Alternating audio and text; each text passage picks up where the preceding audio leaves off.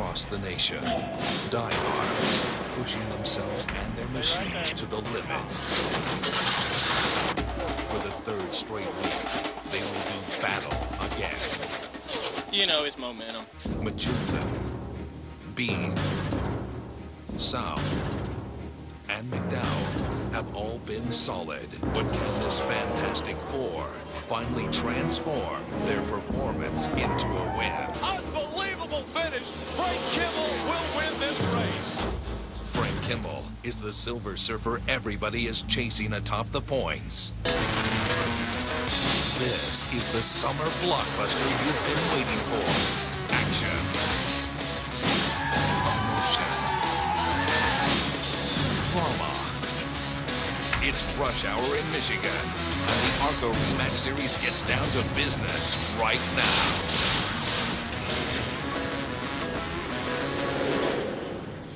Welcome to Brooklyn, Michigan for the Michigan ARCA 200 from Michigan International Speedway, the extremely fast 2-mile tri-oval.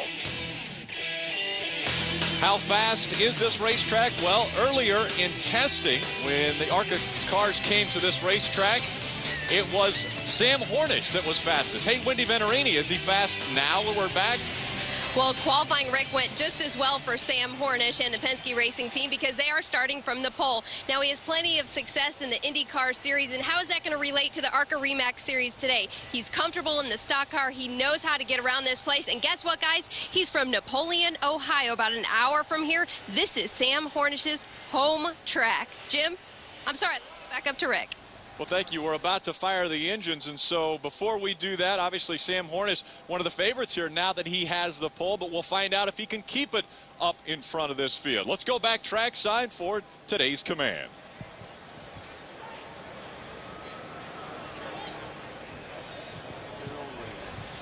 And now, race fans, with the most famous words in motorsports, here's your Grand Marshal, Garth Hilliard. Drivers, start your engines.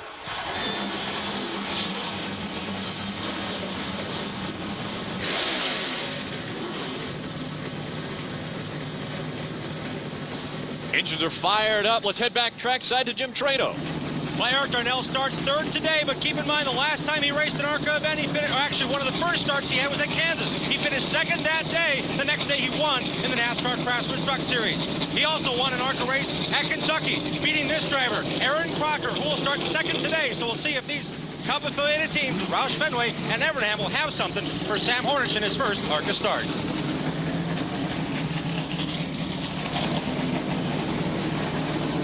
Thank you, Jim. We take a look at Aaron Crocker's car. She's getting ready to run. Hello, everyone. I'm Rick Allen alongside of Phil Parson. Now, this will be the 11th race of the 2007 season, and Phil, I would have to say this has got to be the most star-studded field we've seen in the ARCA Series this year. It really is, and it starts right up front with a former Indy 500 winner, Sam Hornish, 2.5 miles an hour faster than the outside pole sitter. But the draft and racing is going to be the great equalizer. He's not going to keep that pace up this entire race, but what a terrific racetrack here at Michigan International Speedway. 2 miles, 18-degree banks in the turns, and you can race from the bottom, from the white line, all the way up to the top of the racetrack. We always see terrific racing here at Michigan. Well, and I mentioned a star-studded field. Let's take a look at our first 5 rows. Sam Hornish, Aaron Crocker, Eric Darnell, these are all backed by Cup teams. That's right. Justin Allgaier in 5th is the first ARCA regular, and then we go to an RCR car with Tim McCready, and then we've got Pete Shepard, that's a Roush Fenway affiliated car with the Rulo brothers, and then we've got 3 ARCA regulars. But what a terrific field here for the ARCA Rematch Series at Michigan. They always bring a great field here, and again, Sam Hornish is the car to beat, but he doesn't have any stock car experience here other than testing, as you mentioned, a month or so ago, and a little bit of practice yesterday. So racing here and qualifying are 2 different things. One thing he has, though, is the Penske backing behind him, and they've had success at this very racetrack. Boy, they really have. They've been here as recently, right there in 2005 with Stephen Wallace. What a great job he did in his just after turning 18 years old. Penske brought a car here for him, and he ended up in victory lane. They've also won with Travis Quapple, and they've also won here, won with Ryan Newman in the ARCA REMAX Series. Well, our points champion or points leader right now, I call him a champion, he's an 8-time champion. Frank Kimmel will start this one 9th. Justin Allgaier, who's currently 2nd in the point standings in 2007, starts up front of him in 5th. So we'll see how everyone shakes out when we come back for the start of the ARCA 200.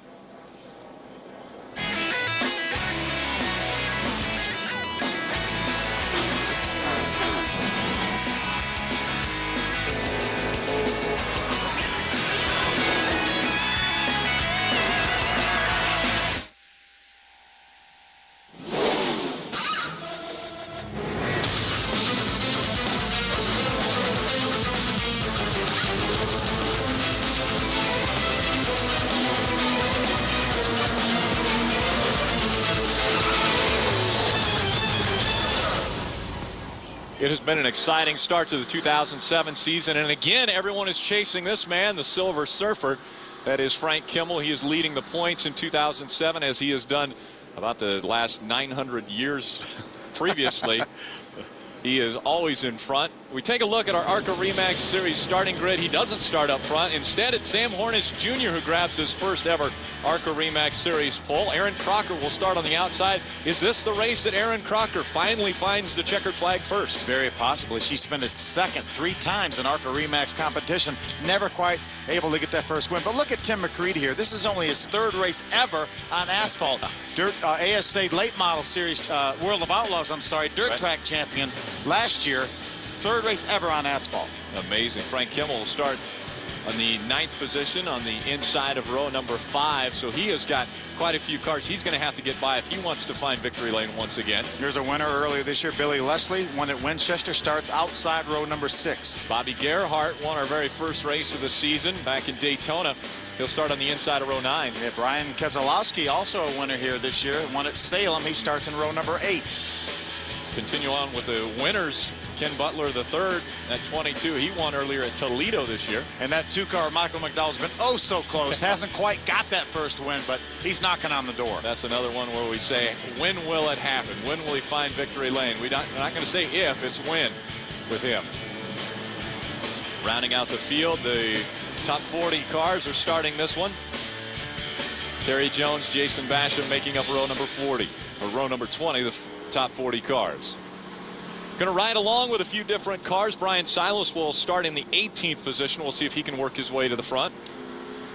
Bobby Gerhardt and the Eagle Warranty Chevrolet will start from the 17th position, as you mentioned, the Daytona winner from this year. Justin South start his Dodge from back in the 10th position, so not a bad starting position for Justin, a little closer to the front. And our 42-time champion, it seems like, Frank Kimmel, will start the Hans Group New South Lemonade Ford in 9th. Jim, what's going on with Frank Kimmel? Well, it will be an interesting ride with Frank Kimmel. Yesterday, late in practice, they had a lower A-frame mount on the left front go bad, so they actually had to get out and weld it. They had to qualify in the very last car. They only got 1 lap of qualifying. Frank said we made a bunch of changes. We don't know what kind of car we had. We just knew we were bad tight yesterday. Wendy?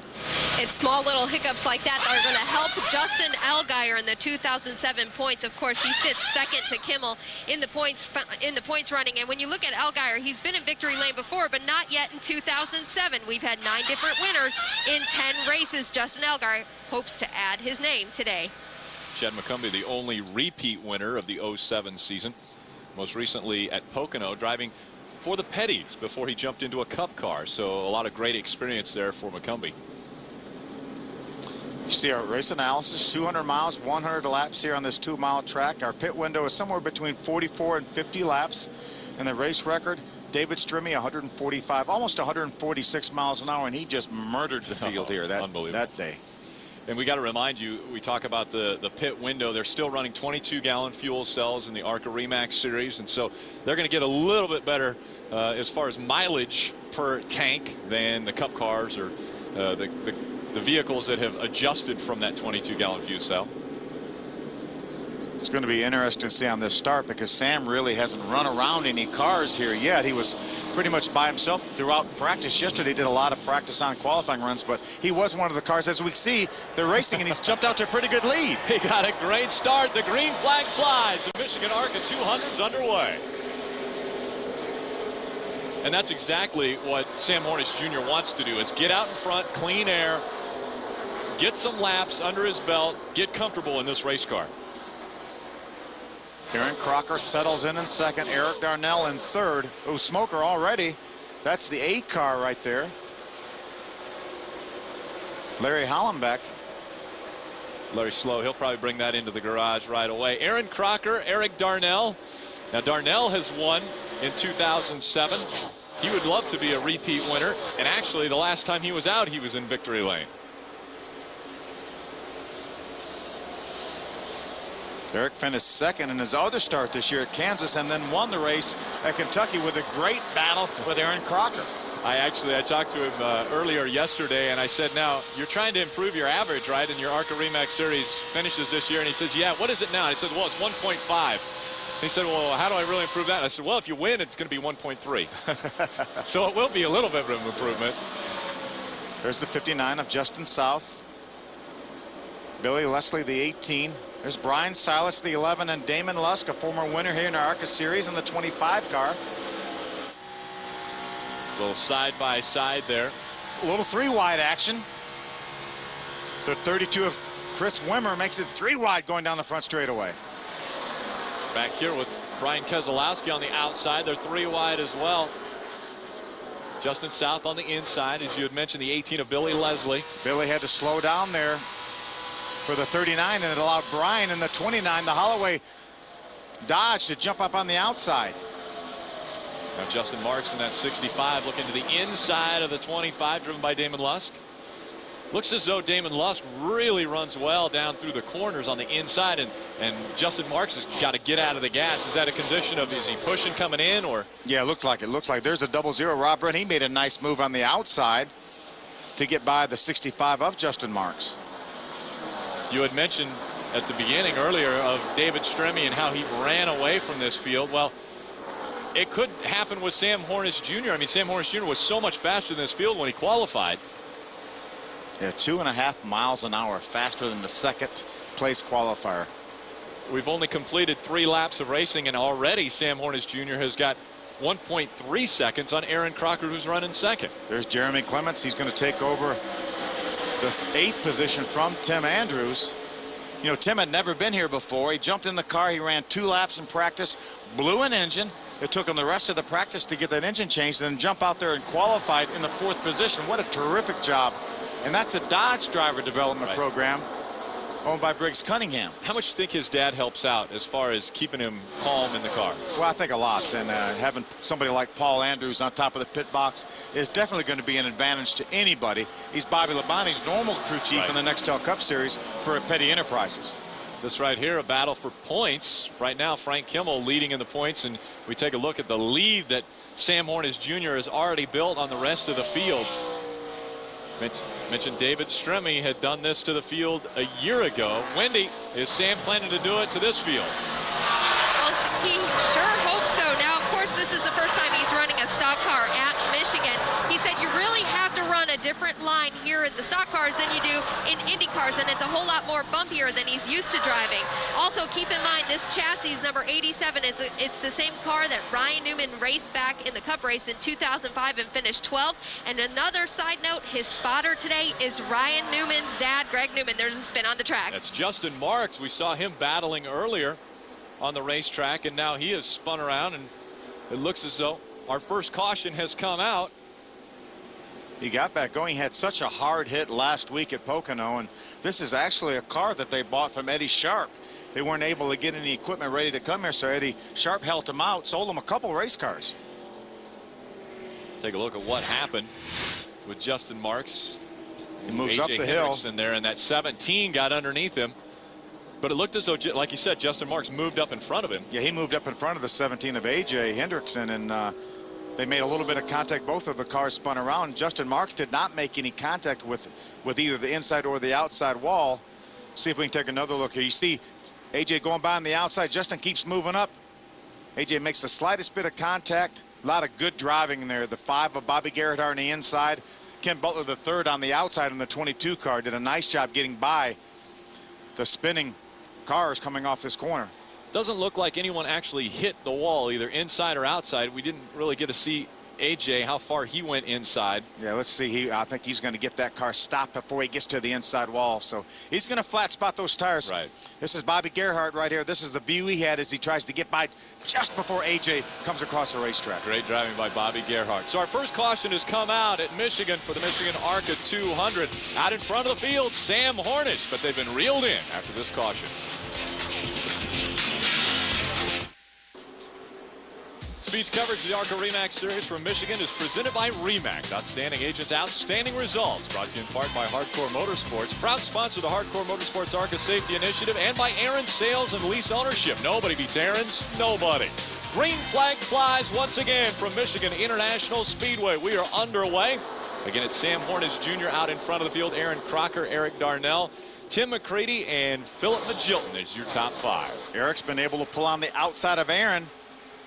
Looks like he's going to be able to make the pass on Aaron. There's Tim McCready running 4th right now in a Childress development car. And Eric Darnell sucks right up on the back bumper of that 27 of Sam Hornish Jr. But right in the center of the corner, that's where Sam is so good. I watched him earlier when Aaron was running 2nd. When he gets to the center of the corner, it looks like he's able to get back in the throttle, and the other cars aren't quite able to do that. The draft is very important here. They're running speeds upwards of 200 miles an hour entering the corner. But right through the center, right there is where Sam really looks to be better. He was better than Aaron. That time he didn't look like he gained that much on Eric Darnell. Other unique thing about this racetrack is they don't use a lot of brakes, if any, on this racetrack. Yeah, if any. Most of these cars will hardly be even out of the throttle very much here. Very wide sweeping corners, 18-degree banking. There's Jeremy Clements, the number 3 on the inside. Philip Magilton, the number 47 on the outside. As you can see, as Philip Magilton's going to make the move on Justin Allgaier on the outside, that outside groove has really come in. Momentum for Philip Magilton, able to rocket him past that 16 of Justin Allgaier. And maybe Allgaier will learn a few things there as he watched Magilton make that pass up high. He's going to stay right down on the bottom of the racetrack. Looked like he got a little push right through the center. It's going to allow Jeremy Clements to drive right down underneath him. Now they're side by side for position. There's Billy Leslie, the 18, Frank Kimmel, the 46. They're all battling up in the top 10. Jeremy Clements trying to take 6th away from Justin Allgaier. Allgaier runs to the high side of the racetrack, but a little too late now as Clements is able to get by him. Yeah, I think Justin's chassis is a little bit off right now. He's going to switch over to the inside, use that draft to see if he can slingshot back by the number 3 of Jeremy Clements. It's a pretty good run on him as they enter the corner. Now on the yellow line, it's very flat around this racetrack, so you don't normally see him run right on the bottom. It really is a little bit flatter. You know, back in the 80s and 90s when I raced here, we very seldom ran right against the yellow line or in the corner. But the cars have actually moved down the bottom of the racetrack with these new setups that these cars are running now. They're able to run a little bit lower if they want to, but right now it looks like the fast way is around top, Jim. Well, Phil, it is indeed a condition we all expected, but a lot of teams that did come down pit road complained of a tight condition. Justin Allgaier, one of those cars that said, I'm really tight. Justin Marks brought up the caution because his car was so tight, he gripped the throttle, and that's when he got tagged from behind to bring out our one and only caution this far. Yeah, very, very warm conditions here at Michigan this time of the year. You never know what kind of weather you're going to get here. And having grown up in Michigan, I can speak with some authority as we see a battle for 4th right there. Aaron Crocker in the 98 and the 47 of Philip Magilton. You know, it could be 60 degrees here. It could be 90 degrees when we're probably approaching 90 degrees now. And the racetrack is very, very slick the hotter it gets. Look at Philip Magilton drive by right on the top of the racetrack. That's twice now he has passed people convincingly on the high side of the racetrack. And look at him go to the inside now of Tim McCready. He had so much momentum from the top of the racetrack that it was able to propel him down to the bottom. And it looks like he's going to be able to clear the 31 of Tim McCready, going to take over the 3rd position. I was just getting ready to say, Tim McCready is really impressing me. Only his 3rd start on a paved surface. You know, Philip Magilton has very little time in any kind of race car. He really just started racing last year, and he's one of the Bruco Motorsports development drivers. A lot of success in the Busch Series over the years, Jim. And guys, I talked to Sean Parker, Director of Competition for Bruco Motorsports. He told me this is the 18th race that Philip Magilton has been in any race car. So as far as his adjustment and learning curve with Bruco Motorsports, today and yesterday they talked about long runs. The stronger the car got was the longer it ran. So Sean Parker confident in just the 2nd MIS start for Magilton that his new Robert Yates engine package will pay off in the longer runs of the 47. He was way up the racetrack over there in 3 and 4. We can see the dust fly. Nobody's been up there yet. He is making that outside groove work for him. Uncharted territory so far on the racetrack. That's another territory he's in right there, Sam Hornish. He's in his own zip code right now. Sam Hornish with almost a 2.5-second lead over second place, Eric Darnell. We'll be back with more from Michigan right here on Speed.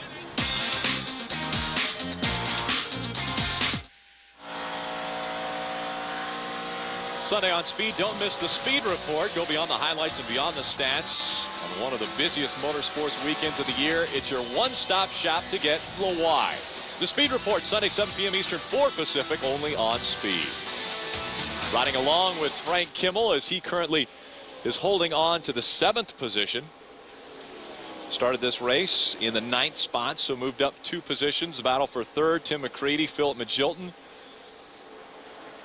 Yeah, Philip just lost that spot to Tim McCready. Allowed the 3 of Jeremy Clements to get down to the inside. But look how high both both Philip Magilton and Tim McCready are running right now. A lot of experience in the spotter stand for Tim McCready. Mike Dillon, former Busch Series driver, has a lot to do with RCR's driver development program. He's spotting for Tim McCready, so a lot of experience up there in the spotter stand. Does that impress you? Only his 3rd ever start on any paved surface, and already he's running up that high of a line. I mean, especially at a racetrack like this, you had mentioned upwards of almost 200 miles an hour when they enter the corner. Absolutely. Very, very much impressive. As you see, the 3 of Jeremy Clements move to the inside of Philip Magilton, the 47. Remember, down here in 3 and 4, Philip Magilton's been very good on the high side of the racetrack. Jeremy's right down on the white line.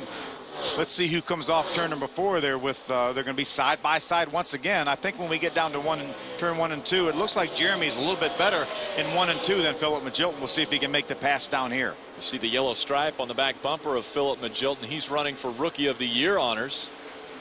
Already had a pretty impressive 2007 up to this point. His best finish was 2 weeks ago at Iowa, where he came home with a 4th place finish.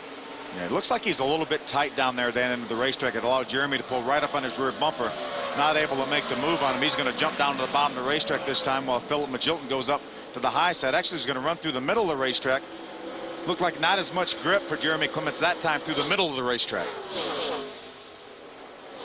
Plenty of different lines, and a lot of drivers say that this isn't that wide of a racetrack, but at the same time, we're seeing 2 and 3, almost 4 lines around this racetrack. Yeah, that's one of the neat things about Michigan International Speedway is the fact that you can run against the yellow line, you can run right up against the wall here, and we've seen guys do it both ways and in the middle.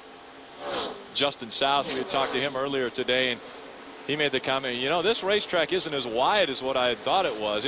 It's a racetrack that a little bit scares you when you go into the corners going that fast. Yeah, Jeremy Clements able to make the pass on Philip Magilton. That takes over the 4th position. Now he's going to move up the racetrack to try to block Philip Magilton. He really gets a good bite. Ooh, right up against the outside wall. He is cleaning the track area right up next to the wall. Philip Magilton running up there. You see some of the trash and stuff up by the wall that's being thrown around. There's that 31 car of Tim McCready right there. A lot of experience on dirt. Probably runs up against flat tire for Frank Kimmel. We've seen this before. We've actually seen this before at this racetrack where Frank Kimmel has had a flat tire and has come back and had success. It's his left rear tire. Right now, is that the inner liner he's running on still? He is. Yeah, that tire is going to be torn apart there. We're going to see if ARCA Remax officials will look at the racetrack. They'll look for debris. Take a look at this. Great. He's really the only former winner here at Michigan in the field. You see the rubber now, bits of rubber coming. Oh, that's going to bring that caution out. That's going to bring the caution out. You know, Phil, he's way down on the inside of the racetrack. So I'm not so sure that made it out onto the racing surface. It may not have. If that's the case, we stay green anyway. This is devastating right now for Frank Kimmel. It happened just at the wrong place for Frank. I'm sure he was going down the front stretch, just missed the entrance to pit road, and he was able to had to run all the way around 2 miles around the racetrack. Here's the onboard right there. He's on the inside.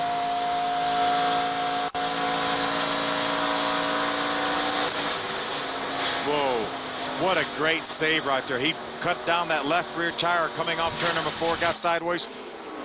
Problems. That's the 11, Brian Silas. This now will bring out the caution. Yeah, it took Frank so long. Hey, Jim. Well, I'm in Frank Kimball's pit. He said, hey, let's change the one that's flat. His brother Billy, the crew chief, said, stay easy. It's a caution time here. Let's get all 4 tires, but the left rear tire completely peeled away. The only thing left is the wheel and the inner liner. Kimball, again, bringing out the caution, but was wondering why we aren't changing left sides.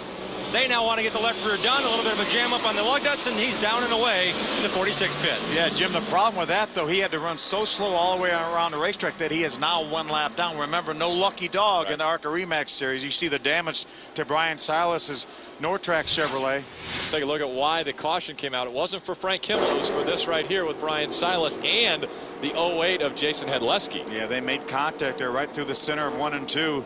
Brian did a good job keeping that car out of the outside wall. There's another view right here. There's Justin Marks, that green Dodge right behind this battle. Here they enter turn number 1. And the 08. Jason's going to slide up the hill. They probably lost the front end a little bit. Made contact with Brian Silas. Brian did a good job keeping that car out of the outside wall. So our second caution of the day has come out. They continue to do the work to the 11 for Brian Silas. We'll be back with more racing from Michigan.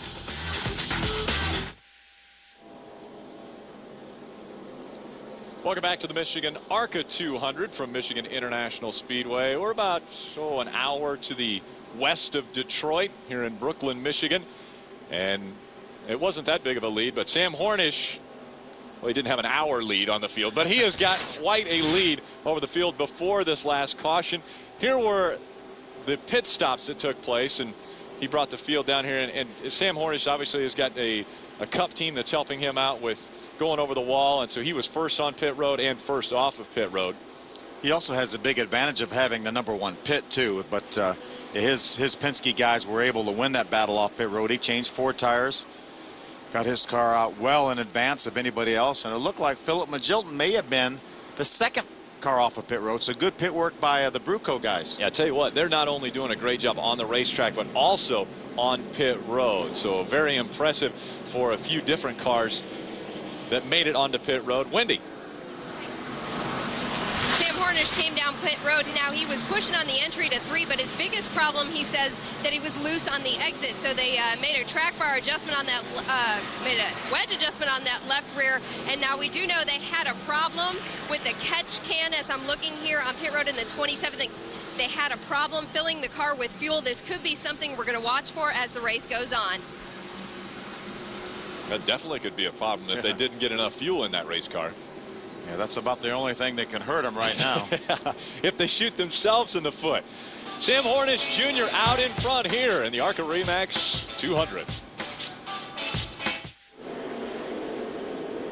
Welcome back to Michigan International Speedway. It's the Michigan ARCA 200. We've had 2 cautions thus far. The most recent came out because of Brian Silas having some problems. We're seeing the 3 of Jeremy Clements, and you're seeing that that ARCA official right in front of him saying, you're not going anywhere. Yeah, no argument there. He was deemed having a crew member over the pit wall without a helmet, and that is absolutely a no-no. No arguing even there. Safety comes first. Green flag out in the air. You see that number 46 in front of the field. Actually, at the tail end of the field is Frank Kimmel. Our leader is Sam Hornish Jr. Right behind him, Philip Magilton with good pit work was able to get out in second, and then it's Eric Darnell on that number 99, but not so long. Eric Darnell looking to the outside. He'll take second away. Jumps right to the outside of Philip Magilton. It looked like Aaron Crocker is looking to the inside of Philip Magilton.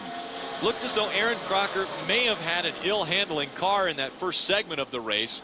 Now maybe the adjustments that they've made to that car are going to make her a little bit quicker and more competitive up front. Looked very nice on the bottom of the racetrack. Look at Eric Darnell going for the lead. Side by side as they come across the start-finish line, it will be Eric Darnell leading a lap here at Michigan. This is the first time Sam has had to race anybody here in ARCA Remax Series here at Michigan, and Eric Darnell has got the better of him. Darnell looking to close the door now as he stays kind of in the middle of the racetrack. Sam Hornish now will settle into second, and here comes Aaron Crocker in that number 98. You know, Sam is probably going to learn more now that he's in amongst traffic than he was out front. Because out front he was driving his own race, but now he's going to have to work around some traffic. Maybe his car isn't going to be handling quite as well as it did on the other set of tires. Jim Trado, what happened in your area on that last pit stop? Well, our current race leader, Eric Darnell, made a major chassis adjustment. They went up 4 rounds on the right rear track bar, 1 down on the left. And Phil Parsons, I got to ask you, that major adjustment, does that add or take away the confidence factor of this young man? I mean, they were at a really tight race car, but as far as that major adjustment, how soon does that come in to make the car feel that good? Well, right now the tires are holding it, Jim, but I'm sure he told Lumpy, his crew chief, Jeff Campy, that he really needed something major, that he was way too tight. So that was a pretty significant change, but so far so good. Yeah, I was going to say he's going to pull away from Frank Kimmel. It looks as though Sam Hornish Jr. also going to be able to make that pass on Kimmel. Again, that's not for position. Kimmel is at the back of the field. He was able to restart up in front because he pitted when the caution came out. And so he had already filled up with fuel and done the service on pit road, so he stayed on the racetrack to get in front of the field when they came onto pit road. And remember, the ARCA Remax Series, you have to earn your lap pack. You don't get any free pass, any lucky dog. You're going to have to be in front of the leader when the caution flag comes out. Yeah, so Frank Kimmel needed a quick caution there when he was in front of this field. We see some side-by-side racing. Damon Lusk on the inside of Tim McCready. That's a battle for the 7th position. Tim McCready's going to be able to drive on in the corner on the outside, but Damon Lusk started all the way back in the 19th position. Has a nice little run going here. Very impressive. Lusk coming up the racetrack, having to cut it a little bit short there as he's still battling side by side. He's able to get the nose just in front of Tim McCready as they go across the scoring line. This is Damon's first start since Daytona in the ARCA Remax Series. Wendy, what's going on with that 25 car? Well, usually when there's a 25 on track, everyone knows it's usually Venturini Motorsports. Well, Billy Venturini has stepped out of the car for partial point of the season just for sponsorship issues, trying to get money back on track. So what has Venturini Motorsports done? Well, they've rented out the program now, and that is what's exactly Damon Lusk, why he's in the number 25. Now, Damon, we know, does pretty well at Michigan. Back in 2002, he finished 2nd in the race, and he likes his track. He's comfortable, and he's trying to do good to gain those owner points for Venturini Motorsports. Yeah, Damon's a 2-time winner in the ARCA Remax Series on super speedways. Biggest movers, Michael McDowell moved up 13 spots, as did Dexter Bean. So those two have increased their points position. Remember, those are 2 of the guys that we talked about at the very beginning of the show. 2 of the guys we had to keep an eye on. Looks like they're making a pretty nice move so far.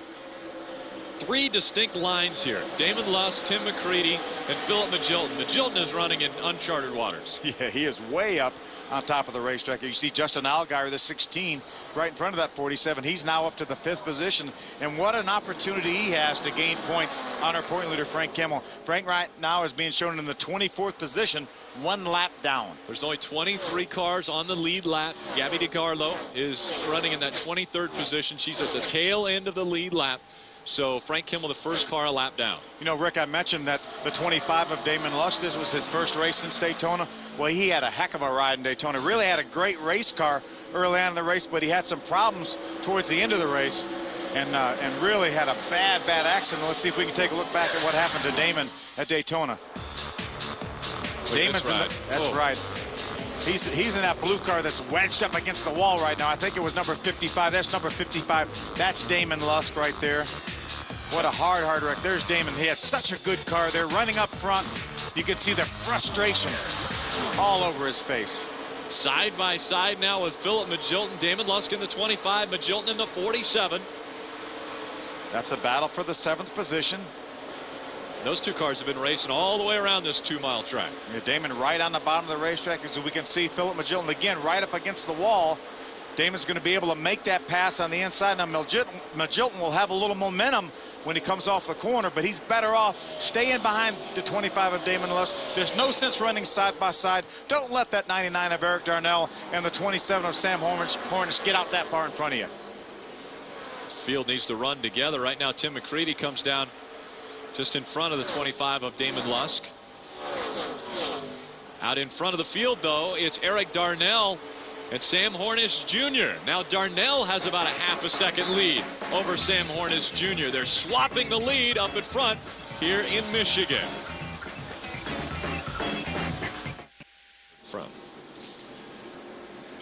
Welcome back. Chris Wimmer, who was running in the top 5, actually the 4th position, now slow on the racetrack. That is because we believe his engine has expired. Yeah, really a tough break. This is Country Joe Racing. They won earlier this year with James Busher at Lakeland. Here's a look back at what happened to Chris Wimmer right at the start-finish line. That loses the engine in that number 32 car. So the smoke comes out of the 32, and there's some fluid going down on the racetrack. Yeah. So ARCA made sure that they brought the caution out right away. Did a good job getting down off the racing surface onto the apron, but tough break for Chris Wimmer. Really looking forward to having a good run here. He may not even make it all the way back around. He'll need some help. We take a look at the front of the field. Let's see who comes onto pit road now. Eric Darnell ran down low. Oh, look at this. Sam Hornish Jr. will make a pit stop. He wants to make an adjustment. He sees that 99 car all of a sudden better than him, and so says, I have to make an adjustment here. Philip Magilton follows him onto pit road, as does Michael McDowell. Patrick Sheltra in that 60 will also be on pit road. So a few cars making their way onto pit road now to have service done. Here's Philip Magilton. He comes in. Looks like he's going to have right side tires. Yeah, the Brew Coat crew gets together and puts right sides on this car. Wendy, what's going on with the 27 of Sam Hornish? Actually, no adjustments on Sam Hornish Jr.'s car, and that's because the last time down pit road, they don't think they got the car. The fuel is not flowing. They're going to wait on fuel. The fuel is not going. They got to get the can out. You see they're struggling on the back. They have put 4 tires. They're going to hold it right here. They're going to try another can of fuel. Something's wrong. Obviously, you see it. Listening to Matt Gimbel, the crew chief, they're trying to open up the gas opening now. The catch can, there was a problem with that flowing through. And they're going to let him go. Obviously, this has been a problem all day long for Sam Hornish. Yeah, they're better off, Wendy, just taking their time. There are not that many cars pitted. Give up a little bit of track position. Make sure you got that car full. He cannot make it the rest of the way, but at least he knows if they got it full now that he can go probably, somewhere between 45 and 50 laps. The fuel issue that they're talking about, they put the catch can on there, and the fuel is not going into the tank. Yeah, there's actually a flapper valve in that overflow to keep fuel in that fuel cell when the car takes off down pit road or on a restart, whenever it accelerates. And something must be wrong with that flapper valve. It must be staying closed. They're not able to open it. That's why they can't get any air out in order to get fuel in. So problems for our early leader, Sam Hornish Jr. will relegate him to the back of the lead lap. Eric Darnell is out in front of the field.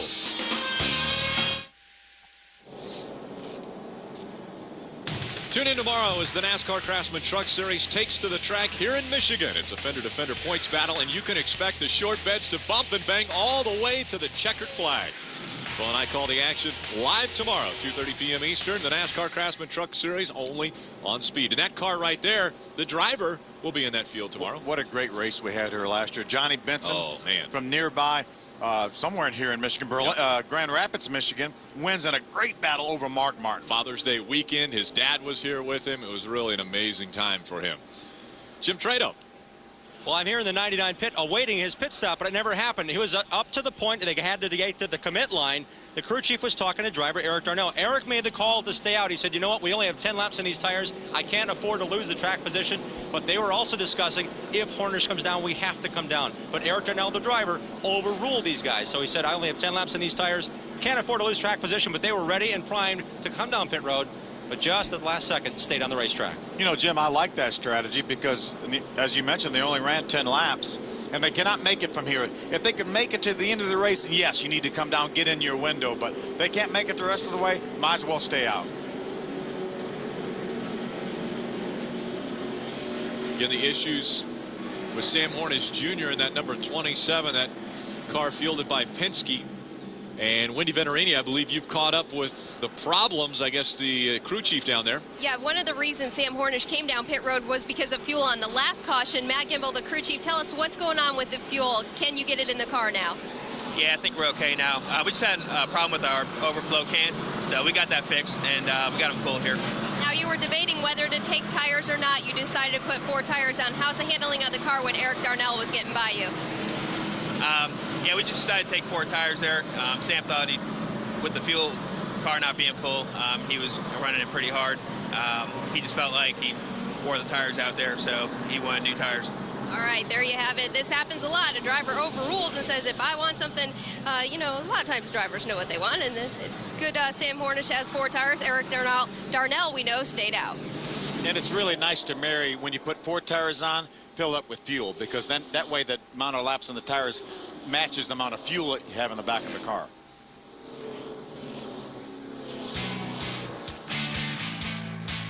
We'll slip away quick for one more break. Eric Darnell out in front. Speed's coverage of the ARCA Re Series from Michigan is presented by Hardcore Motorsports, proud sponsor of the Hardcore Motorsports ARCA Safety Initiative, and by Prescription Flowmax. One driver that's in the flow right now is Eric Darnell, out in front of the field, and right behind him it is Aaron Crocker in that number 98. They've had some great battles already this year. Let's see if they can continue it here at Michigan. See, Frank Kimmel, he also has fresh tires. This may be his best opportunity to try to get that lap back. He is right beside Aaron Crocker right now on the bottom of the racetrack. Darnell able to duck down to the yellow line. Again, Darnell did not come onto pit road. This most recent caution. There are only about a half a dozen. As you see, Aaron Crocker going for the lead. You know, just as she was making that pass, it almost looked like there was a piece of rubber or something that flew off of one of those cars, and I'm not sure if that was off of a tire or if they just ran over something that was on the racetrack. But Aaron Crocker not able to make that pass. Eric Darnell back out in front. Let's take another look. This was as they were going down the backstretch. It almost looks like some of the rubber off of right there. Frank Kimmel's right there. There was some debris on the racetrack. Apparently did not do any damage to Aaron's tires because she's still up to speed right behind the 99 of Eric Darnell.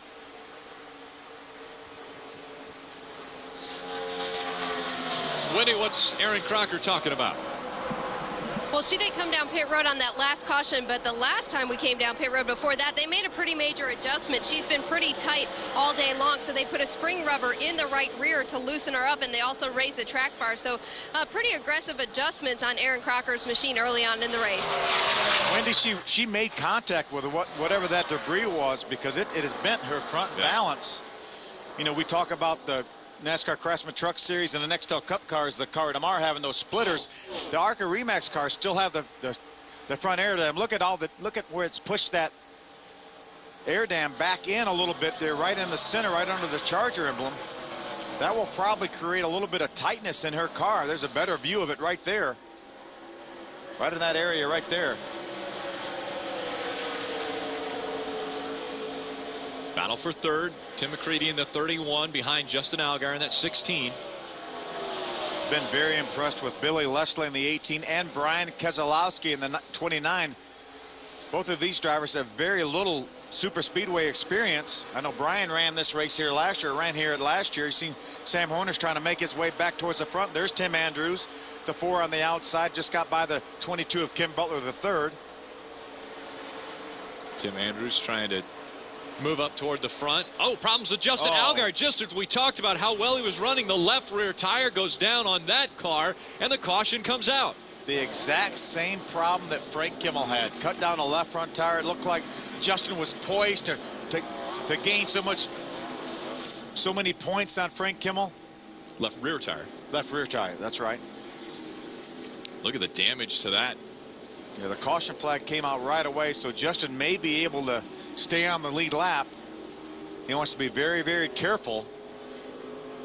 Phil, we're at lap 50, so we're right at the halfway point. Strategy-wise, would you come down pit road now because potentially you can make it the rest of the way? And all these crew chiefs on pit road now have a good idea what they can do for fuel mileage, how many laps they can run in this race. Again, if we don't have a green-white checker condition, so I definitely think I would come down pit road if I was anywhere close on fuel. Here's another view. Watch the 16 right there. He sees or feels that tire is going down there, and that turned that car around right away. Does a good job of keeping that car out of the outside wall. And out of the flow of traffic. A lot of heavy traffic right behind him. He is on pit road right now, and the field is over in turn 3. He should be able to come down pit road, get that left rear tire changed. If I was his guys, I would only put left sides on. I don't want to take a chance. I think he's got problems with the right side too, Phil. Well, he may, but the left rear tire is the one that's causing all the problems right now. He probably has 4 flat spotted tires, and it looks like the right rear tire is in fact flat. Yeah. I mean, he was all over the place coming down pit road, and that's at pit road speed.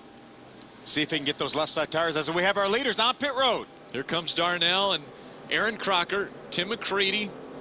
They're your top 3. Billy Leslie in that 18. Running 4th. Brian Keselowski in the 29 is 5th. Let's head down to Jim Trado. Down here in the 99 pit, we see that Eric Darnell's come in. He said the car was a bit tight before that last restart, but it was freer on that last run. They're hoping to put a little bit of adjustment in the car to free it up just a little bit. We see the rounds in the right rear trying to loosen up. Darnell's leading forward here as he comes down pit road for 4 fresh tires and fuel. Wendy? Eric Crocker, who's been tight all day, just made that right rear track bar adjustment going up. 1 round to loosen her up, and they're having a little bit of trouble. Oh, now the tire has come off the left side. They're going to jack the car. She's now rolled off the jack. Slight problem here in the 98 pit stall. The car is rolled forward off the jack, and now the wheel is not on the car. They're trying to get the jack back under the car. At this point with the wheel is on pit road. That's why they can't fit the jack under there. The jack came down before the tire was actually on that left rear tire. It's now on there. All the lugs are tight. You see them pulling on that fender right there on the valence where she had that damage from that debris. They're going to go ahead and top it off with fuel. Might as well take their time at this point. Aaron Crocker's away. She's going to lose all her track positions. She came in running 2nd. She's going to go out probably at the very tail end here of the lead lap cars. Tough break for Aaron Crocker. Big break for that time for Sam Hornish, though. He was able to make his pit stop with all these other lead lap cars, and will probably come out with a lot better position. Well, Dexter Bean out on the racetrack will be scored as our leader at this point. Philip Magilton, Michael McDowell, Pete Shepard, and Eric Darnell, your top 5.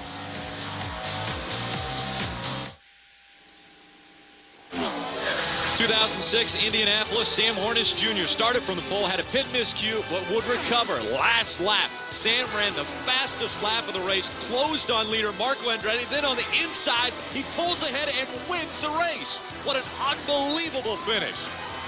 0.0635 seconds ahead of Marco Andretti. Would you believe that his pit crew won the battle off pit road? After watching the Indy race, I would believe he could win about anything. We had a number of cars stayed out. It looks like right now that the top 9 cars stayed on the racetrack, but all the other cars that came down pit road, Sam Hornish beat them off pit road. So Sam is scored in the 10th position right now. So the top 9 stayed out on the racetrack. Again, Dexter Bean in front of this field. We talked about them at the beginning of the show. Dexter Bean, a car that we wanted to keep our eyes on. He's actually 3rd in line right now in this restart. We've got Jeremy Clements in the 3, the 46 of Frank Kimmel on the outside, both on the tail end of the lead lap. Still trying to hang on to a lead lap position. Currently, there are 23 on the lead lap. Frank Kimmel being scored 23rd. And again, he's on the lead lap, but he's at the very back of the lead lap. Green flag flies. We're back underway at Michigan.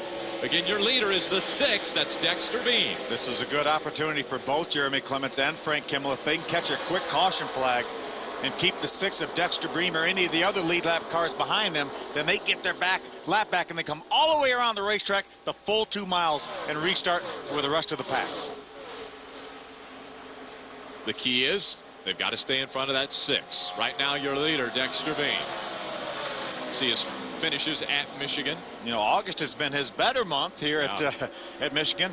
9th in August of 05 and a 9th in August of last year, but a 35th last June. He's trying to change that here. Philip Magilton in the 47. Oh, a little bit loose there for Patrick Shelter in the 60. That was the inside. Billy Leslie in the 18 on the outside. Now his father, Tracy Leslie, actually won here at Michigan back in 1990. The 99 of Eric Darnell was actually able to battle for the lead. Philip Magilton goes to the outside. What a run on the outside Philip Magilton has as he goes by Dexter Bean. He will take over the point here at Michigan. 3 wide. Take a look at this. Tim McCready in that 31. He gets up behind Tim Andrews in the 4, and that allows Eric Darnell to just drive right on by. These guys have all been able to get by the 27 of Sam Hornish. Sam was going to restart in front of all these guys right here. They were able to get by him, and now Eric Darnell has moved up into the 5th position. Hard charging by that number 99 team. Tim McCready trying to make some room here. Damon Lusk on the inside. Tim Andrews just in front of him. Close quarters, a little bumping and banging on this 2-mile super speedway. A little touching right there. Here comes Sam, the 27. Here's Brian Keselowski, the 29, going to follow him. Tim Andrews slow getting in the corner. Tim McCready's going to go to the outside. Billy Leslie in that 18 also looking to the outside. 4 wide as they come through, and almost into the wall was the 4 of Tim Andrews. Wow, he got loose. Tim McCready makes it 3 wide, gets by both the 27 of Hornish and the 25 of Damon Lusk. Tim McCready moving up. Sam Hornish trying to move up with Tim McCready now. There sure doesn't look like a guy in that 31 car that's only been on asphalt 3 times. No, not at all. Jim Trado.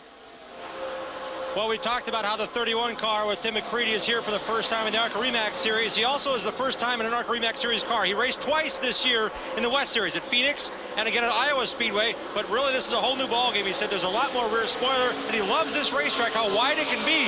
He was worried about some green flag pit stops, but ultimately, McCready really running strong. Oh, trouble. Ryan Silas into the wall very hard. You see a lot of damage to that 11. Sorry about that, Jim. The caution is going to come out. It's the 5th caution of the day. And I believe that's going to give both the 3 of Jeremy Clements and the 46 of Frank Kimmel their laps back. Looks like the left front tire may have gone on Brian Silas's car. That put him in the outside wall. You see all the damage to the left front. Left of the Nortrack Chevrolet. Yep, and then we saw the right side being flat spotted. It was flattened. Yeah, tough break for Brian Silas. That brings out our 5th caution, and as you mentioned, that will allow our points leader, Frank Kimmel, to get back on the lead lap. You see Brian is out. You see the left front tire going. He's already had some sort of problem, because you saw the tape on the hood of the car already, but then he lost that left front tire again, and when he did, he got down to the corner and the car just wouldn't turn. Up against the wall at Michigan. Brian Silas, a very tough day today. This is going to help all those cars that pitted on this most recent caution flag, help them a little bit with fuel mileage. I'm sure we'll see all the rest of the cars that stayed out that last time on pit road, and they should be able to make it for sure the rest of the way. See one of his crew members looking through the window net. We want to take a look at our Hardcore Motorsports ARCA Safety Initiative.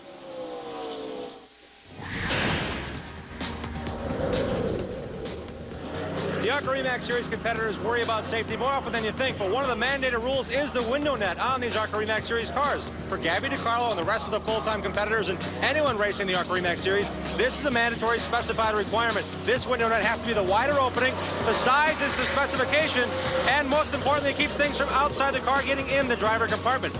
If a driver happens to be injured, they're going to reach for this clip right here, and what they're going to end up doing is they'll drop that, signifying to the safety crew that they're okay. If the window net is up, they may need medical attention. Again, all about the safety, keeping things out of the car for Gabby and the rest of the guys and the gals in the ARCA Remax Series. If she drops that, we know she's okay. And again, a few cars are going to make their way onto pit road. Reason for the caution flag, the 11 of Brian Silas into the wall. That's the 39 of Pete Shepard leading us down. That's the Rulo brothers car affiliated with Roush Fenway. Dexter Bean, the 6 right behind him. The 4 of Tim Andrews. See the 60 of Patrick Shelter. Almost a little contact right there. The 6 of Dexter Bean following Pete Shepard in. We're going to go to the right side. 5-Star Telecom Chevrolet by Dexter Bean. Jim, what's going on with Tim Andrews? Well, they've had an issue all day. No matter what they throw at the car, it does not change. Tim Andrews said, I continue the wheel all the way left, and it still stays the same in the corner. They're going to do 1 turn in the left rear and 4 tires on Andrews' car to try to get an adjustment. That will make this car work better in the Dodge pits. One of the other things I saw there was water shooting out of the overflow. Looks like that car may have been heating up a little bit, Phil. Yeah, maybe when they get up to speed, then you push a little more air through the radiator, and that'll help a car cool a little bit. Gabby DiCarlo not quite all the way into the pit stall, but the right rear can be outside when they do the service. We'll be back with more racing from Michigan. Thursday on Payback, actress Jenny Presley repays the folks that put a roof over her head by putting some Hot Wheels in their driveway. Because when you make it to the top, you've got to say thank you in a big way. Payback Thursday, 9 p.m. Eastern, exclusively on Speed. The 47 of Phil Magilton stayed on the racetrack. He last pitted on lap number 41, so... You don't think he's going to make it, do you? I don't think he's going to make it. That's a long way to go on a tank of fuel. 59 laps is 118 miles here. That's an awfully long way. Yeah, that's, let me do the math here, better than 5 miles to the gallon. Yeah, a lot better.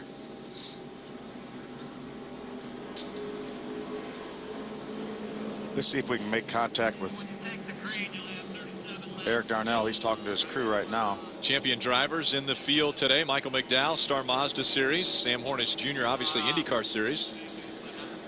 Kimmel, we don't even need to talk about the 900 championships he's won here in the ARCA Re Series. And then Tim McCready, World Outlaws Late Model Championship. Phil, I'm hearing some radio action. Who are you listening to?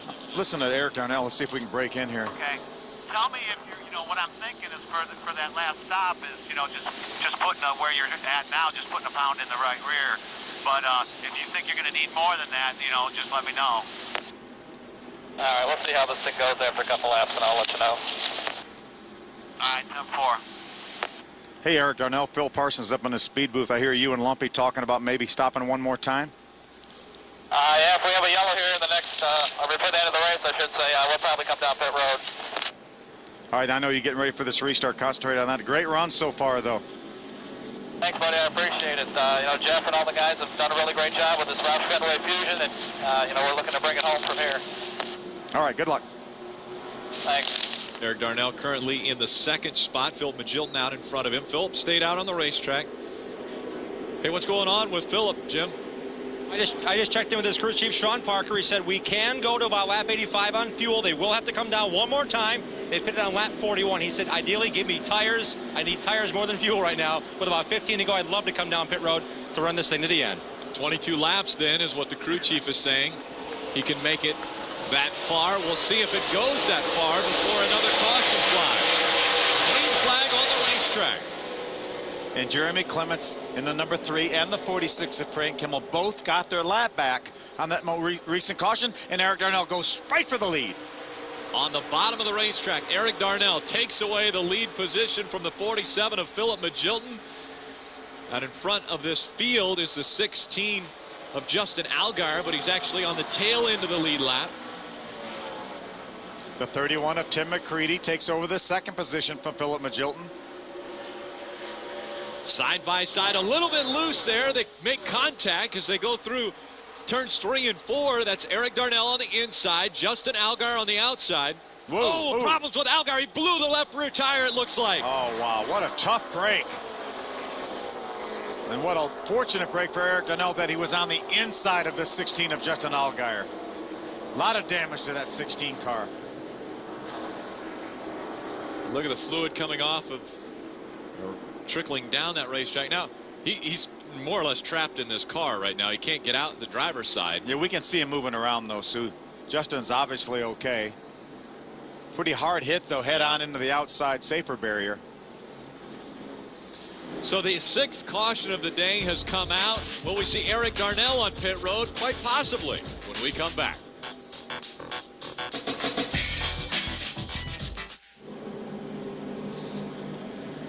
Welcome back. The cars up front have stayed out on the racetrack. As pit road was open, Billy Leslie, the only car that came down pit road, the number 18. Now a few other cars will make their way onto pit road. There's Billy Leslie, the Titan Tire and Wheel Ford. Wendy. Fuel only, but now they have to back it up. He has gone over the line so they don't get a penalty. Man, the bad luck on pit road for everyone today.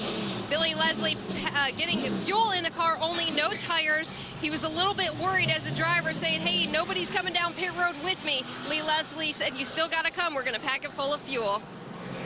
Phil, why'd they jack it up?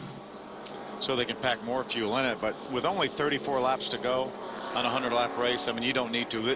These cars should easily be able to go 43 to 45 laps, but you jack it up on the left side to make sure the fuel pickup is in the right rear corner to make sure you get all the fuel in it you can, but I'm not sure that was necessary on this. But really, hardly any other cars came down pit road, so they had nothing to lose.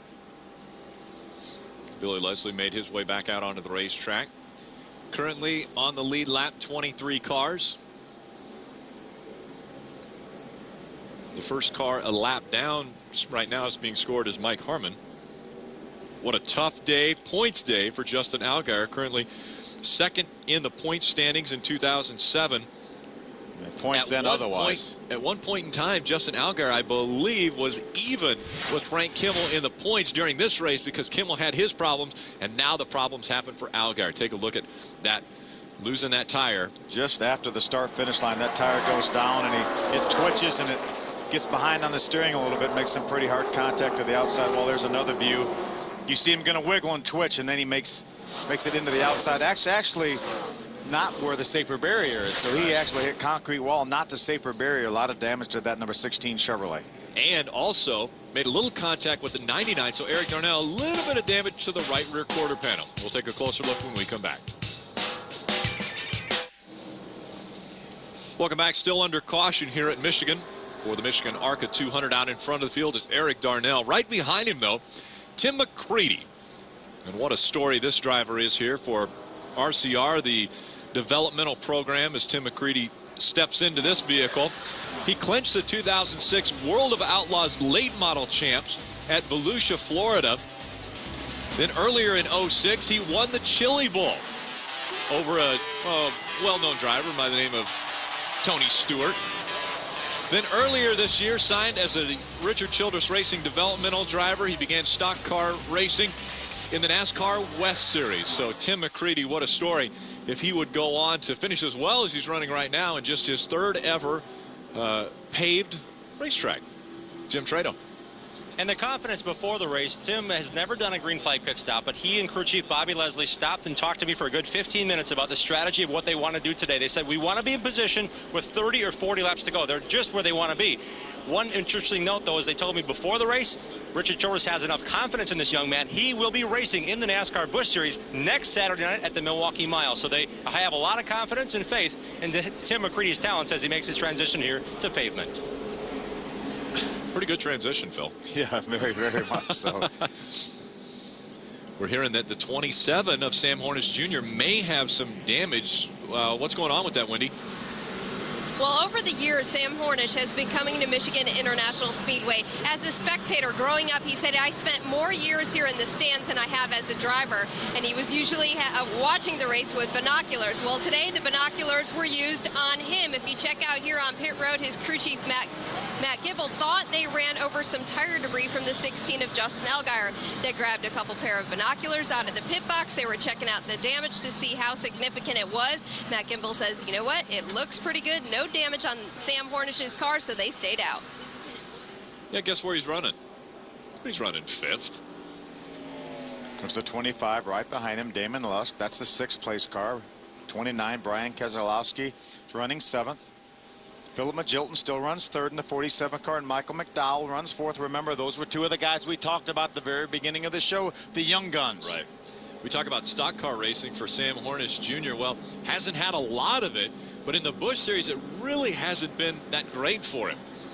The Busch Series is so difficult nowadays with all the Nextel Cup competitors that run pretty much on a weekly basis. And, you know, Sam hasn't done any of the standalone races like the Busch Series has had.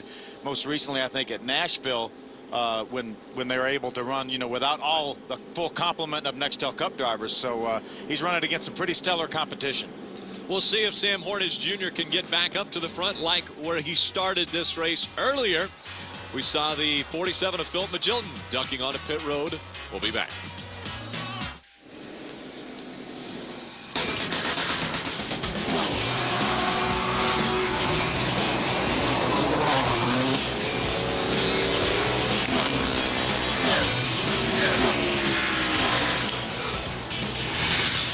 Welcome back to Brooklyn, Michigan. It's the Michigan ARCA 200 for the ARCA Remax Series, race number 11 of the 2007 season. We're racing here today And tomorrow it's the 24 Hours of Le Mans. That event known for some of the most crazy and amazing moments in racing history. Tales of glory and defeat at Le Mans are infamous. You don't want to miss live coverage. The 24 Hours of Le Mans. It's tomorrow, 8:30 a.m. Eastern, exclusively on Speed. Just as we went to commercial break, the 47 of Philip Magilton made his way down pit road for probably his final pit stop. We knew he had to stop again. He went ahead and got his service out of the way, put 4 tires on that Ford, and he's good to go. But he will restart this race all the way back in the 23rd position. Getting ready for the restart. Again, the reason for the most recent caution, our 6th caution, was Justin Allgaier. He blew a left rear tire that put him into the wall. He has gone to the infield care center. He has been checked out and released. Coming back for the green flag. The pace car makes its way onto pit road. The field back in the hands of Eric Darnell. Tim McCready running second. Michael McDowell third. Sam Hornish Jr. fourth. And Damon Lusk, your top 5. Green flag flies at Michigan.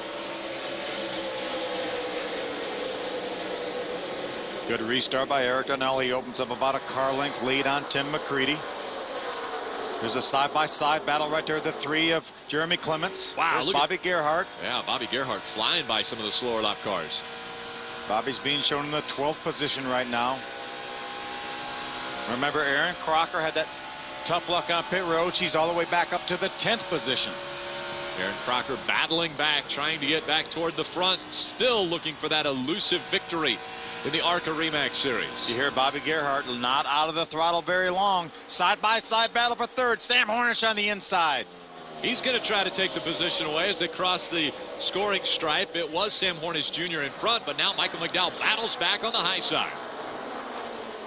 2 former open wheelers. Actually, obviously, Sam Hornish is still pretty much a current open wheeler since he won last week in Texas. But Michael McDowell is a former open wheeler. What's going on with McDowell, Jim? Well, guys, they started extremely loose. He was loose in qualifying, looser in the race when everybody else was tightening up, so they've adjusted that car all day long. Just checked in with team owner Eddie Sharp. He said, we came down pit road on lap 42. We don't plan on coming pitting again, so he's going to try to play the fuel mileage game here. Great position from these guys from starting well in the back. Wendy? Same thing for Sam Hornish Jr. They do not plan to come back down pit road. When I asked Matt Gibbel, the crew chief, about the fuel, he said they're just trying to conserve it. They're worried if it goes green, white, checkered, and having enough fuel. They did tell Sam Hornish, this is how you conserve fuel in a stock car. Just let off the gas before getting in the corner, because of course we know he has plenty of experience in IndyCar series, but his first time in a stock car. He's doing pretty good. Yeah, he sure is. Sam last pitted on lap number 51, so I think he's very close to being able to make it the rest of the way. But my notes show that the 2 of Michael McDowell pitted on lap number 41. That leaves 59 laps to go. Even though we've had a number of caution laps, I think that's stretching it. Yeah, I think he's going to be stretching it if he thinks he's going to be able to make it. We see, though, Philip Magilton in that number 47. He pitted most recently. And with that yellow stripe on him, he is working his way back through the field now. Remember, he put 4 fresh tires on right now. He's gained a bunch of positions. That's a battle right there for the 14th spot. He gets it from the 65 of Justin Marks. Mark spun earlier on the racetrack, so he is trying to get that car pointed in the right direction and headed back toward the front. Magilton's going to go to the outside of Patrick Sheltra in this number 60. There's the 39 of Pete Shepard. We haven't talked a whole lot about him, but he got up into the top 5. There's a battle for second. Sam looks to the bottom of the racetrack. Tim McCready up in the middle. Sam gets his nose right up beside him. This is where it gets a little bit hairy when you start taking air off of another car or off your own if you don't run in the right area. And remember, these ARCA Remax cars have a lot more rear spoiler than the Nextel Cup cars. These cars look very similar to a Nextel Cup car, but probably 2 inches more rear spoiler than the Nextel Cup cars have on them. Penske versus Richard Childress Racing side by side as they continue around Michigan. Yeah, Tim McCready is not going to give up that spot very easily. Again, this is the spot they're looking for, second. It was held by Tim McCready when we restarted, and now Sam Hornish Jr. working his way back up toward the front. Continues to battle for second, can make the pass. He ducks back in behind McCready. Meanwhile, Eric Darnell is loving it. He's opened up almost a 2-second lead while these guys have been battling side by side. Now it's nose to tail, second and third. Tim McCready, Sam Hornish Jr. What a run Sam Hornish Jr. has on McCready now. He tries it once again. Got a great run, had a lot of momentum coming off turn number 4. He's going to dive to the bottom of the racetrack, going to shorten this 2-mile oval up a little bit and see if he can clear him by the time he gets to 1. Still on the inside of the racetrack. Probably has to get out of the gas just a bit earlier than Tim McCready because he's running that tighter line around this racetrack. He doesn't want to slide up into the 31 of Tim McCready. He stays side by side. Nope, not quite able to stay up beside Tim McCready. When he makes that pass, when he gets by him like the momentum he had coming off 4, he needs to move up the racetrack and block that 31 of Tim McCready. Here he goes again. He tries to run on the inside. This is the way it worked last time. He was able to get right up beside him. This time not as big a run as they come across the start-finish line. It's still Tim McCready in front of Sam Hornish Jr. Sam doesn't get as much of a run off the bottom of the racetrack as he does when he goes up high a little bit. Gets a run, almost runs the same line as Tim McCready. Gets a lot of momentum, and he was able to pull by him going into one the lap before this. Now they're coming up on the slower lap traffic. What will that do? Whoa! Sam Hornish Jr. has to pull way down on the inside of the racetrack. They're going to lose a lot of ground here. Let's see what kind of groove he runs when he gets down to the corner. That's the 34 car right there of Darrell Basham he's driving around. He's going to go back down to the bottom of the racetrack. Got a nice run through the center here. Let's see what happens to his momentum. He needs that whole racetrack. He needs to be able to use the centrifugal force and go all the way up to the wall. Not able to pull up beside him this time. So great battle continuing for second. And what that does is that allows Eric Darnell a little bit of time. But actually, these two running together have reeled in Eric Darnell. Yeah, Eric Darnell must have had some trouble in practice because he lost about 3/4 of a second to the group battling for the second position. There's Justin South right there. He's being shown right now in the 11th position. Philip Magilton just got by him for the 10th spot. That's Philip right in front of Justin South. Again, Philip Magilton came down pit road this most recent caution. Was able to get 4 fresh tires and fuel, and the battle continues for second. Tim McCready does not want to give up this second position. Sam Hornish is doing all he can do. At the nose in front of him as they enter turn number 1. He's trying to keep the momentum up. Tim McCready on the high side of the racetrack, able to continue around just a little bit quicker, so he holds on to that second spot.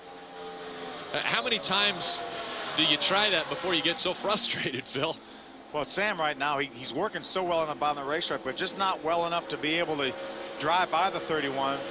He needs to change something. He needs to try to run that high line, see if maybe that'll give him a little momentum through the center of the corner and be able to use that momentum like he did that one time. He had him cleared that one time. If he would have just moved up in front of Tim, got Tim back out of the throttle, then he may have been able to hold a spot.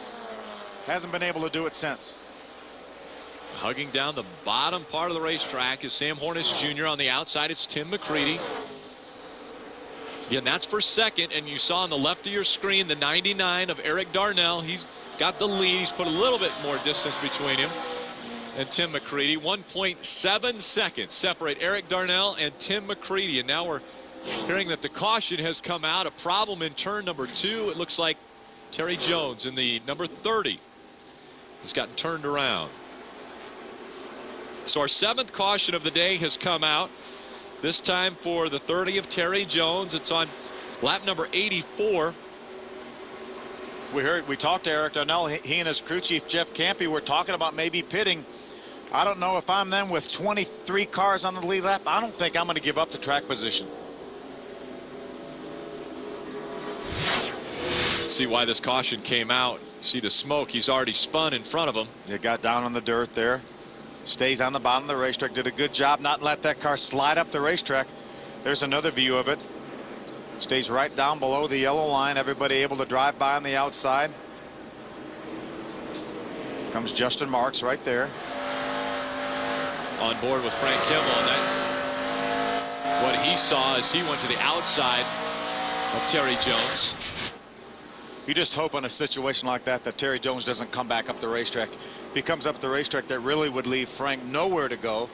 But Terry did a good job staying down on the bottom. Closing in on the last laps of this race. Again, it's scheduled for 100 laps. We've coming up on completing 84 laps. Out in front of our leader, We're out in front. Our leader is Eric Darnell, the pace car out in front of the leader. It's going to help all the cars that pitted on lap number 51. It's going to help them save a little bit of fuel. Eric's looking like, nope, he fakes down to pit road. Not going to do it. Couple cars are going to duck onto pit road, though. That's the 3 of Jeremy Clements, the 29 of Brian Keselowski. Keselowski was running in the 7th spot. Jeremy Clements was running 5th before they came down pit road. There's a 60 of Patrick Sheltra. Remember, Jeremy Clements, the 3, fought back from a penalty. Yeah. A pit road infraction. One of his crew guys came over the wall without a helmet. Wendy, what's going to go on down there? 4 tires? Yeah, they are going to do 4 tires, and looks like no adjustments on the 3 of Jeremy Clements. He was a little bit worried that pit road was closed because he was the only guy to come down here on pit road. They handed him a bottle of water right there. Another bottle of water as the left side tires come off. Looks like everyone has their helmet on this time, which is a good thing for the 3. And they are concerned about water temps. He throws that water bottle out of the car and he's down. See the Hooters energy drink guys. That's Barry Dotson's crew. That crew for Jason Wyatt in the truck series. They were pitting Jeremy Clements. The 00 also, Rob Brent was on pit road that time. Eric Darnell again out in front of the field. Jim Trado. Well, Phil, as you speculated, the discussion was there's 23 cars on lead lap. We can't afford to come in pit road. Same story for Michael McDowell, but Darnell, again, talking about how good this car is. He said, guys, I think I have something left. Just before the caution, I'm listening to the crew chief tell his driver, use what you can, but no more. Back off this thing. So I think that's how the pair of drivers running 2nd and 3rd closed on him, because Darnell was burping the gas to try to conserve. With this caution, not as much concern about the fuel with 16 laps to go. I'm sure he'll give him the go ahead and win this race call. Eric Darnell, Tim McCready, Sam Hornish Jr., Michael McDowell, Aaron Crocker. Top 5 here at Michigan. Let's see who goes to victory lane when we come back.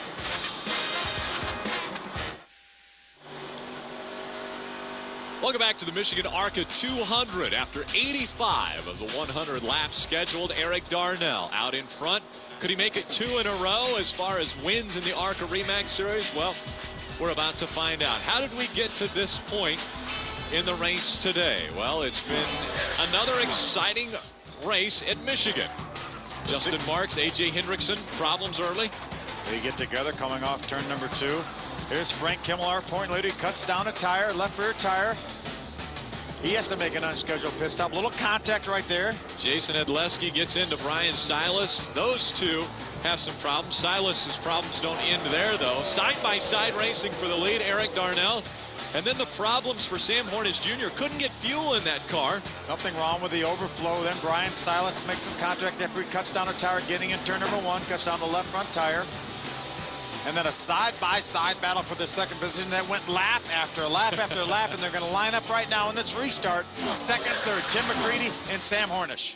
Pace car off the racetrack. Eric Darnell in front of Tim McCready, Sam Hornish, Michael McDowell, and Aaron Crocker back in the top 5. Green flag back out at Michigan. Good start by Eric Darnell and Tim McCready. Tim opens up 2 or 3 car lengths on Sam Hornish. Michael McDowell all over the back of Sam Hornish now. Going to go to the high side. Racing for positions. Eric Darnell, Tim McCready, 1 and 2, and then 3 and 4. Very tight now between Sam Hornish and right behind him, Michael McDowell in that number 2. You know, we've got a top 4 right now with not that much experience. Eric Darnell was a rookie last year in the truck series, ran a lot of late model races, ran some super speedways. Tim McCready running 2nd, has 3 pavement races ever. This is the 3rd one. Sam Hornish runs really fast in a Indy Racing League car, but not much experience in a stock car. Yeah. He's running 3rd. 4th is Michael McDowell, also very little experience, comes from a road racing background. Aaron Crocker probably has more experience than anybody here, and she's running in the 5th spot. Full season in trucks last year. Sporadic ARCA starts over the years, but not a lot of experience up front in these type of cars. Well, how about the fact that development drivers are really dominating the top 5 right now? They sure are. Eric Darnell, Roush Fenway, Tim McCready, Childress Motorsports. There's Roger Penske's driver. Sam Hornish is going to try to get to the inside again of Tim McCready. They've been side by side for about, I don't know, 900 laps here at Michigan today. It sure seems like it. Sam Hornish is used to running side by side on a racetrack like this. The Indy Racing League cars put on a terrific show on a super speedway. They run wide open side by side at 215 or 20 miles an hour. He's doing it now at about 175 miles an hour. Doesn't quite have him cleared. Very close. Thought about moving up a little bit, trying to force the issue. Didn't quite make it. I think what he did is, during the commercial break, he was able to listen back to the broadcast where you said, where Phil, you had mentioned, when he gets in front of him, he needs to take that position away. Well, he tried to get in front of him. There he takes it away. So now Sam Hornish Jr. closes the door on Tim McCready. Now he sets his sights on that 99. Now let's watch and see how quick he can catch the 99 of Eric Darnell. Aaron Crocker just took over the 4th position from Michael McDowell in the number 2.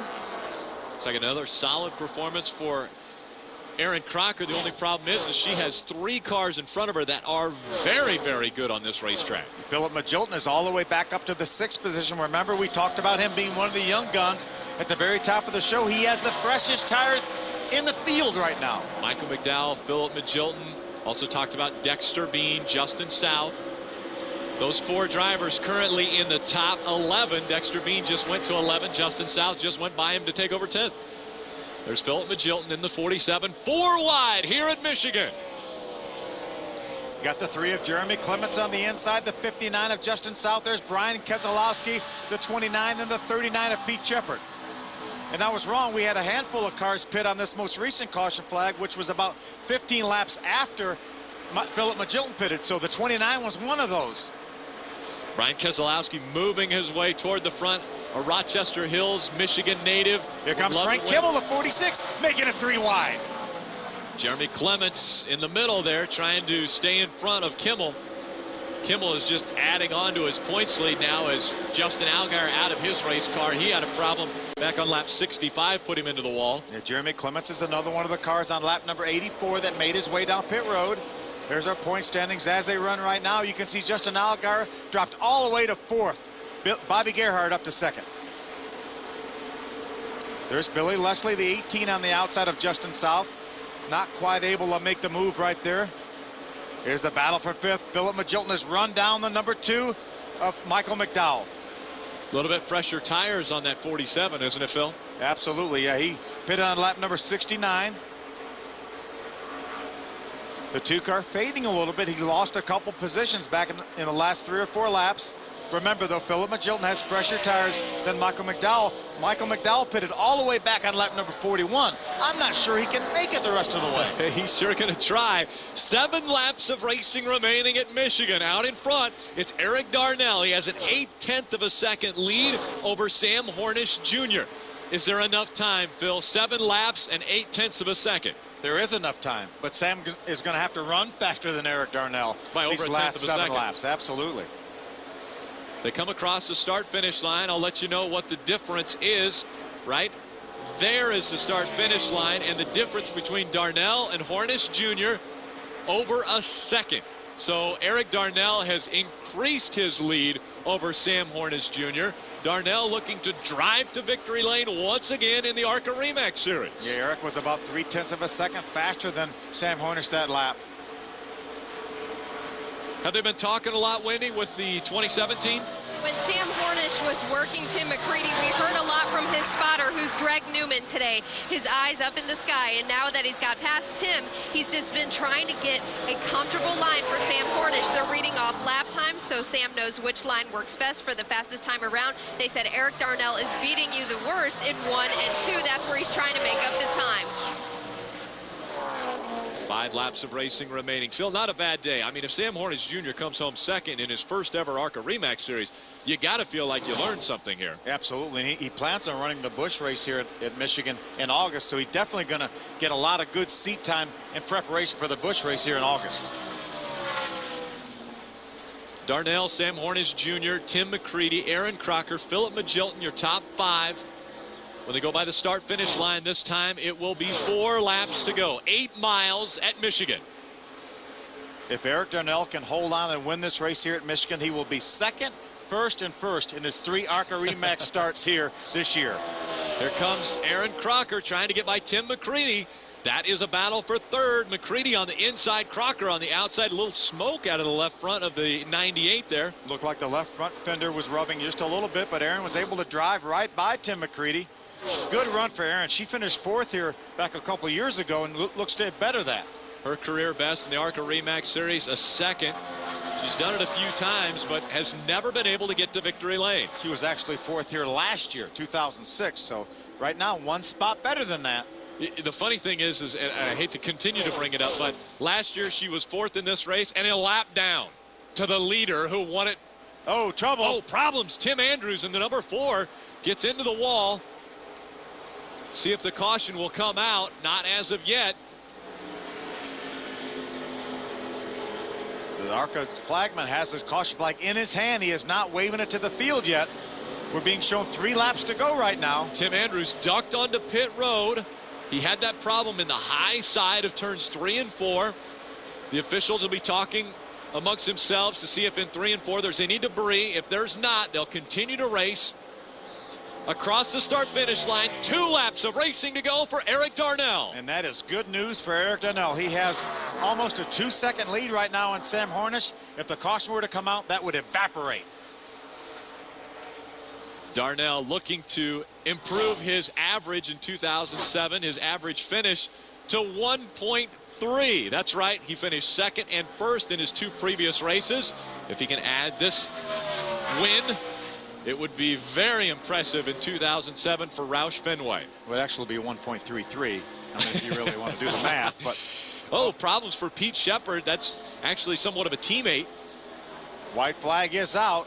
Teammate to Eric Darnell. He takes the white flag. 2 miles to go for Eric Darnell. Unlike NASCAR, if the caution flag were to come out now, we would restart this race. In NASCAR rules, it would be a complete race if the caution flag were to come out right now. But Eric Darnell is just holding his breath that we stay green for another half lap. Down the back stretch he goes. Eric Darnell looking for his 2nd ever win in the ARCA Re Series. 3 starts in 2007. His first start finished 2nd. His 2nd start he won. And now coming out of turn number 4, Eric Darnell will see the checkered flag and win the Michigan ARCA 200. Got a great battle coming off number 4. Jeremy Clements was able to get by the 47 of Philip Magilton for the 5th position, but Philip Magilton did make it on fuel. Unbelievable for Philip Magilton. Great job by Tim McCready also. His 3rd ever asphalt race finishes in the top 5. Philip Magilton, we weren't worried about fuel. It was Michael McDowell, I believe. Right, that's right, Michael McDowell. And Michael McDowell did make it. He comes home in 8th. Impressive day for Eric Darnell as he does the double here in Michigan. Speed's coverage of the ARCA Re Series from Michigan is presented by Remax. Outstanding agents, outstanding results. Brought to you in part by Hardcore Motorsports, proud sponsor of the Hardcore Motorsports ARCA Safety Initiative. There he comes out of the car. Let's go down to Jim Trado.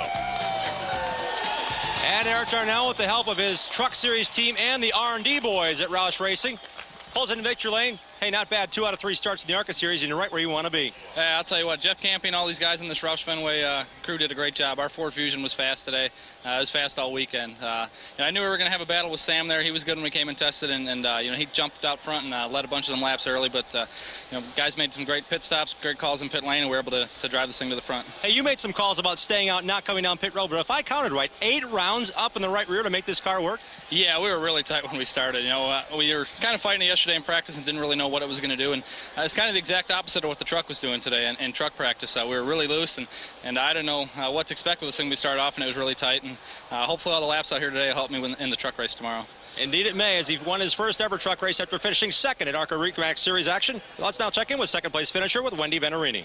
Sam Hornish logging laps here at Michigan in a stock car. Man, you were battling Tim McCready. Were you gaining some valuable experience in these stock cars? Well, definitely, you know, the next Busch race that we run, we're going to run here. So we felt that it would be really good practice if we could come out here and run. And Roger told me before we ever came here this weekend, just make sure you finish all the laps. So we had a pretty good battle with the 31 car, and burn off the right front though, trying to get around him, and ended up not having anything for the leader. But the car was pretty good, and without the problem that we had in the pits getting fuel in, I think we would have had a real good shot at it. All these guys that that work for the car, work on the car, did a great job, and it's not something we usually do, so we're pretty happy.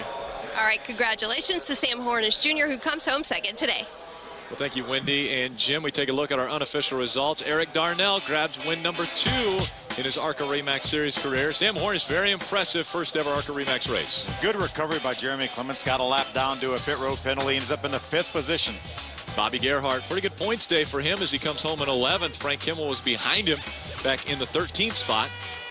See, Pete Shepard had problems at the very end of the race, as well as Tim Andrews. Justin Allgaier, a difficult day for him. Points-wise, finishes 31st. Hey, let's flashback. What were you doing 9 years ago, Phil? I had twins 9 years ago today. Stephen and Cammie, happy birthday. Happy birthday to Stephen and Cammie Parsons. We leave Michigan with the new winner, Eric Darnell, in victory lane.